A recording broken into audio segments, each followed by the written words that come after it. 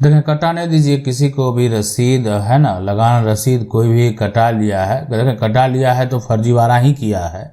लेकिन अगर आपका जमीन का म्यूटेशन कोई और करा लिया किसी कारणवश, और उसको लगता है हम तो म्यूटेशन करा लिए, आप मेरे पास जो है ये एक तरह से मेरे नाम पर आ गया है, कोई दाखिल खारिज करा लिया, तो सिर्फ दाखिल खारिज कराकर आप जमीन का मालिक नहीं बन सकते हैं। सिर्फ आप जमीन का जो लगान रसीद है वो कटाकर आप जमीन का मालिक नहीं बन सकते हैं, ऐसा सुप्रीम कोर्ट का कहना है। यानी साफ साफ कहा गया है कि आपके पास पुख्ते सबूत होने चाहिए कि ये जमीन आपका पुश्तैनी है, ये जमीन आपका यानी जो दादा परदादा का जो समय की बात है उस समय की है, यानी जब भी है आपका ये जमीन जो है वो रजिस्ट्री है, आपको कहाँ से ये संपत्ति प्राप्त हुआ, सभी तरह के जवाब देने होंगे। अगर ये जमीन आपकी खतियानी है,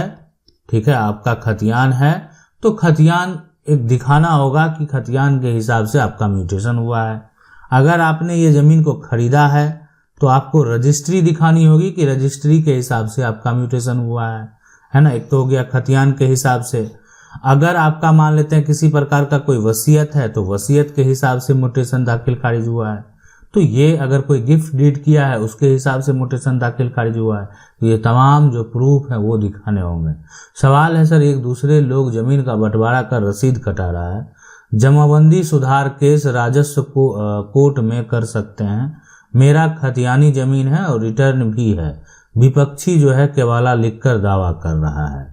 देखिए, विपक्षी जो भी कर रहा है वो उनका अपना मतलब है, लेकिन जो एक तरह से जमीन का बंटवारा कर रसीद कटाने की बात है, जमाबंदी सुधार केस जो है वो आप जो यहाँ पर करेंगे वो राजस्व कोर्ट में बिल्कुल देखें कहीं कर सकते हैं। जमाबंदी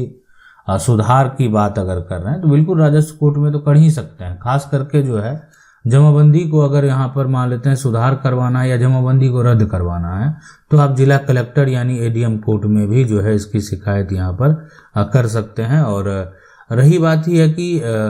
विपक्षी जो है केवाला लिखकर दावा करता है, तो केवाला को कैंसिल करने के लिए देखें कि आप मान लेते कोई केवाला लिखा गया, कोई रजिस्ट्री लिखा गया, उसको लिखकर वो जो है गलत तरीके से कर रहा है, तो उसको कैंसिल करने के लिए स्पेसिफिक रिलीफ एक्ट के तहत ऐसा प्रावधान है और स्पेसिफिक रिलीफ एक्ट के तहत आपका याचिका जो है वो दायर किया जाएगा और ये होगा सिविल कोर्ट से। और सिविल कोर्ट को अधिकार है कि आपका जो एक तरह से गलत तरीके से फर्जी तरीके से अगर कोई भी जमीन का अगर केवाला कर लिया है तो उसको रद्द कर दिया जाए। देखें, अगर आप मान लेते हैं कि पिता का सहमति से जो जमीन आपने खरीदा है, कह रहे हैं कि मैंने जमीन खरीदा है उसके पिता की सहमति से, बट बाद में उसका बेटा ने केस जो है यहाँ पर कर दिया है, बट उसका बेटा पिता का कोई भी मदद नहीं करता, इसलिए उसके पिता ने जमीन बेच दिया, जमीन पिता के नाम से है। और क्या इसका सोल्यूशन है? देखें, इस जमीन का जो दस्तावेज है उस दस्तावेज में ऐसा लिखा गया है कि पिता जो है अपना परिवार का भरण पोषण के लिए और जो पारिवारिक कर्ज है उसको एक तरह से उसके निपटारे के लिए उन्होंने जमीन बेचा है। और पिता के द्वारा अगर जमीन बेचा गया है, देखें कहीं ना कहीं खास करके ये जो है नियम और कानून कि अगर मान लेते हैं कोई भी जो है वो पैतृक अगर एक तरह से जमीन को अगर यहाँ पर बेचेगा, तो पैतृक जमीन की अगर बेचने की बात है तो उस केस में क्या है कि बेच सकता है, लेकिन अगर दूसरा हिस्सेदार है वो बेटा ही क्यों ना हो, पिता बेच रहे हैं, बेटा दावा कर सकता है कि इसलिए पिता जो बेचेंगे जमीन वो अपना शेयर बेचेंगे, इसलिए कि उत्तराधिकार अधिनियम के तहत जो पिता भी जो है ना एक हिस्सेदार है। उत्तराधिकार नियम की अगर हम बात करेंगे तो वहां पर जो पिता है, पिता भी क्या है, वो एक प्रकार का हिस्सेदार ही है। यानी जो अगर हम यहाँ पर बात करेंगे हिस्से की, तो पिता जो है अपना जो शेयर है,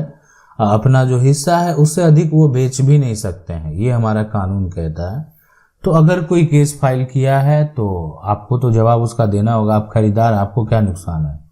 अगर मान लेते हैं जमीन हाथ से जाती भी है तो पैसा वापस मिलेगा, पैसा के लिए भी बिना पैसा लिए तो आप जमीन छोड़ेंगे नहीं, पैसा जो भी लिए हैं उनको तो वापस करना होगा, आप तो उन पर एक्शन लेंगे। तो इसीलिए जो है, लेकिन यहाँ पर कोई भी समस्या उत्पन्न जो आपको नहीं होगा, इसकी संभावना अधिक होती है। सवाल है सर, मेरा जमीन पर कोई गलत केवाला के आधार पर जमीन पर कब्जा किया हुआ है, काफी समय एक तरह से बीत गया, 40 साल है। तो देखें, अगर आप इसको जान रहे हैं कि मेरा जो वो किया है वो फर्जी केवाला है यहाँ पर, ठीक है, तो देखें उस पर आप दावा करा दें। आप फर्जी केवाला जो है, सबसे पहले तो आप खुद केवाला को आप पता कर रहे हैं, नहीं आपको पता चल गया नहीं फर्जी है, तो आप क्या करना, आपको उसके खिलाफ जो है एक तरह से सिविल अपील में जाना है, सिविल कोर्ट में दावा करना है और फर्जीवाड़ा का भी आरोप लगाना है साथ में कि फर्जी केवाला के आधार पर वो व्यक्ति जो है, अब वो फर्जी केवाला अब सिविल कोर्ट में जब मामला जाएगा उसको भी नोटिस जाएगा तो उसको भी पूछा जाएगा आप ले आइए अपना केवाला। अब क्या वो आपका केवाला वो पूछा जाएगा 40 साल से है जो या 50 साल से है, क्या आपका केवाला निबंधन कार्यालय जो आपका रजिस्ट्री का ऑफिस है, जो आपका जहाँ पर एक तरह से आपका बैनामा किया जाता है वहाँ पर दर्ज है या नहीं है ना। तो निबंधन जो ऑफिस है वो वहाँ पर आपका जो केवाला है वो तो उसको दर्ज होना चाहिए कि आपने किससे ज़मीन कब खरीदा है। अगर वो नहीं है तो इसका मतलब आपका कोई भी कानूनी अधिकार नहीं बनता है और सारा जो एक तरह से अधिकार है उसका व्यक्ति का खत्म हो जाएगा, ज़मीन उसको वापस करना पड़ेगा। वो फर्जी दस्तावेज के आधार के लिए अगर उस पर अगर कोई गलत तरीके से फिर से है ना एक्शन भी लिया जाए अगर यहाँ पर, तो वो व्यक्ति को जेल भी जाना पड़ सकता है। सवाल है सर जी मेरा ज़मीन 1250 स्क्वायर फीट जो है वो रजिस्टर है और मैंने जो है 1350 यानी इन्होंने 150 जो है ना अधिक घर बना लिया है और एक जिसकी ज़मीन है उसने मेरे खिलाफ शिकायत कर दी है, तो क्या मैं इसमें जो एफआईआर होती है पुलिस वाला जो है डेली परेशान करते हैं आकर। तो देखिए पुलिस वाला जो परेशान करने से उनको बता दें, सीधी सी बात है कि आप पुलिस जो है आपको पावर है, आप तोड़ कर गिरा दीजिए। अगर आपने घर बना दिया उनको बोलिएगा उनका आपको अधिकार है तो आप तोड़ कर गिरा दीजिए, ठीक है। आपको अगर एक तरह से पावर दिया गया, जब आप हमको कहने आ रहे हैं तो आपको भी राइट दिया होगा कि अवैध निर्माण का जो है एक तरह से दस्तावेज रिपोर्ट बनाइए कि किधर से आपको तोड़ना है, किधर से मैंने अधिक बना लिया है, तो और उस एरिया को आप तोड़ कर गिरा दें। लेकिन ये अधिकार उनका नहीं है। अगर कोई भी कंस्ट्रक्शन किसी के भी प्लॉट पर हो गया है तो इसको तोड़ने का, मान लेते सरकारी जमीन की बात तो है नहीं, अब किसी का निजी जमीन की बात है, निजी जमीन का जो मामला होगा वो उनको सिविल कोर्ट को देखना है कि सिविल कोर्ट उस पर क्या करेगी, क्या फैसला देगी। सिविल कोर्ट के फैसले के अनुसार ही कोई भी कार्रवाई किया जाएगा, मतलब जिस प्रकार का जो भी है सिविल कोर्ट का फैसला होगा उसी के अनुसार कार्रवाई किया जाएगा, है ना। उसी के हिसाब से जो उनका एक तरह से जो शिकायत किया जा रहा है उसी के हिसाब से कार्य किया जाएगा, ठीक है। काहे कि मान लेते हैं कि कोई भी जमीन है, कोई जमीन पर अगर जो उनका है थोड़ा सा एरिया अधिक उन्होंने बना लिया तो गलती तो उनकी है ही, ऐसा नहीं है। जो उनका दस्तावेज है खास करके जो उनका जमीन है, वो नियम तो ये भी है कि जो आपका जमीन है अगर आप मकान बना रहे हैं तो आपको अपने जो कनेक्टिंग रोड है वो आपकी अपनी निजी जमीन में छोड़नी होगी। मतलब जो रोड है या पहले से कोई रोड है फिर भी आप घर बनाने में आपको कितना एरिया छोड़ना है, इसलिए बहुत जगह तो नक्शा भी पास होता है